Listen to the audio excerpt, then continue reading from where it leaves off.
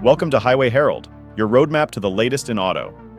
Today, we're diving into the world of electric vehicles, which seem to have hit a speed bump.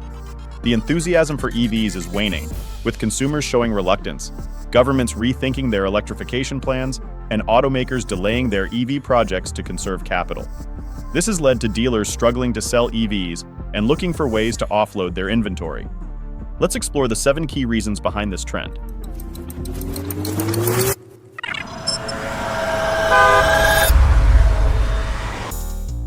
Reason number 7, the reluctance to embrace EVs.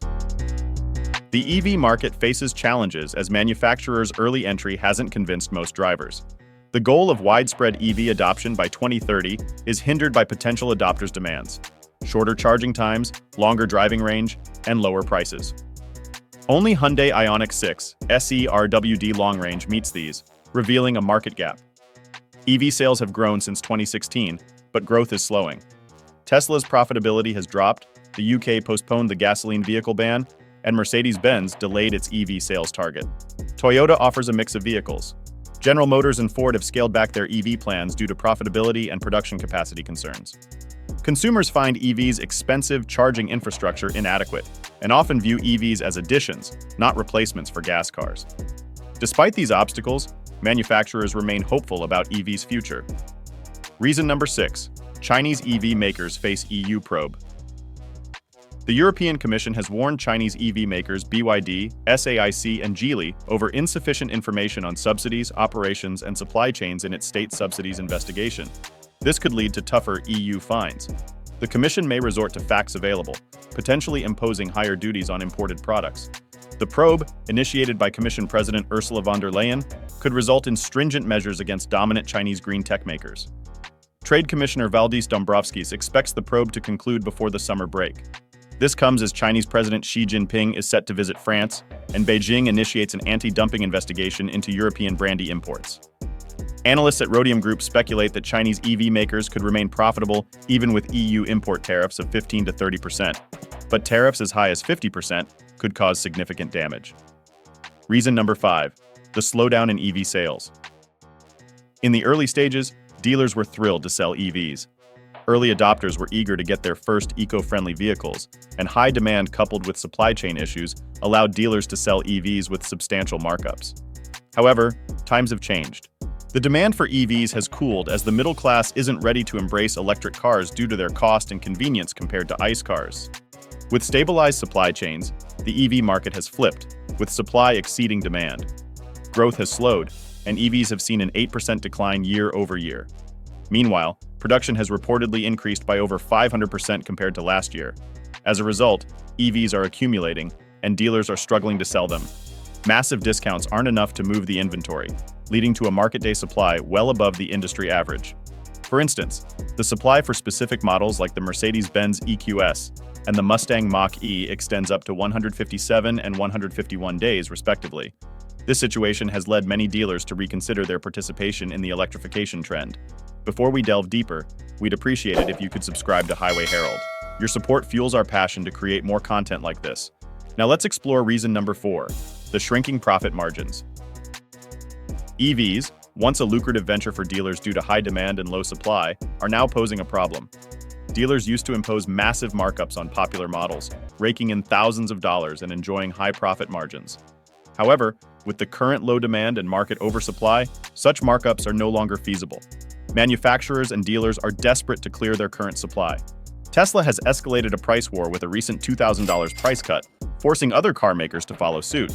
A notable example is Ford, which offered massive discounts on the F-150 Lightning earlier this year, with cuts ranging between $7,000 and $15,000.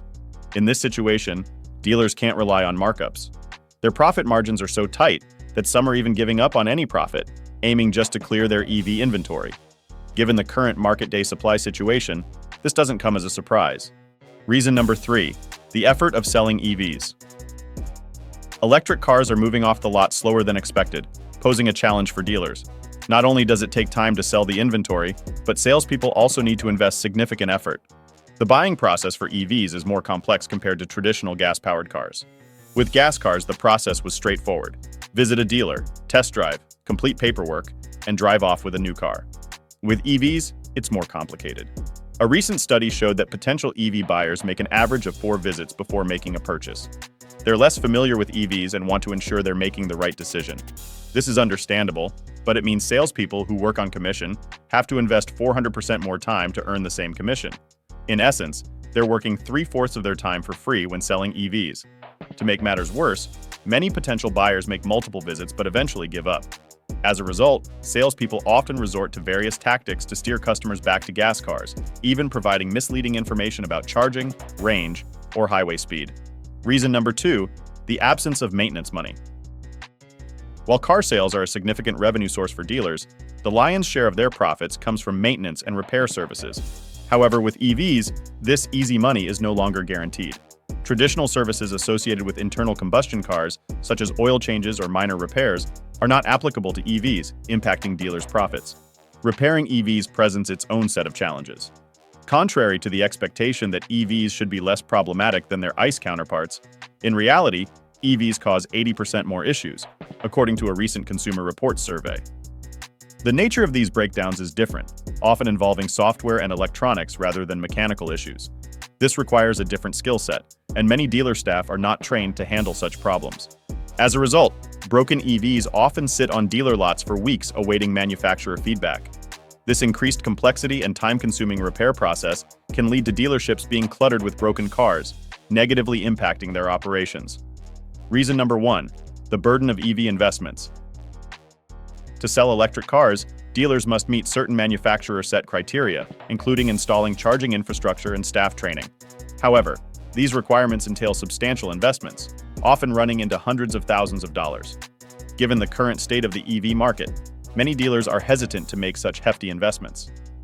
Ford's situation perfectly illustrates this trend. Not long ago, Farley announced an agreement with 2/3 of nationwide dealers to initiate an electrification program. This required dealers to invest between $500,000 and $1.2 million, depending on the package.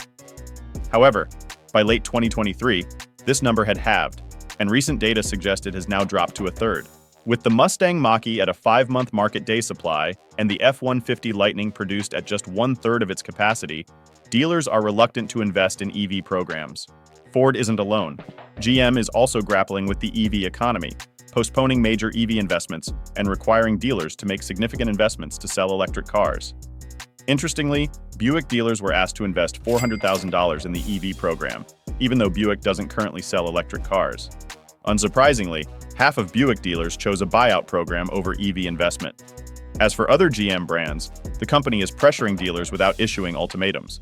Dealers who understand buyer preferences see no reason to push EVs at the expense of steady profits from ICE cars. That's it for today's deep dive into the world of EVs. If you enjoyed this video and want to stay updated with the latest vehicle updates and upcoming videos, don't forget to subscribe to Highway Herald. See you next time.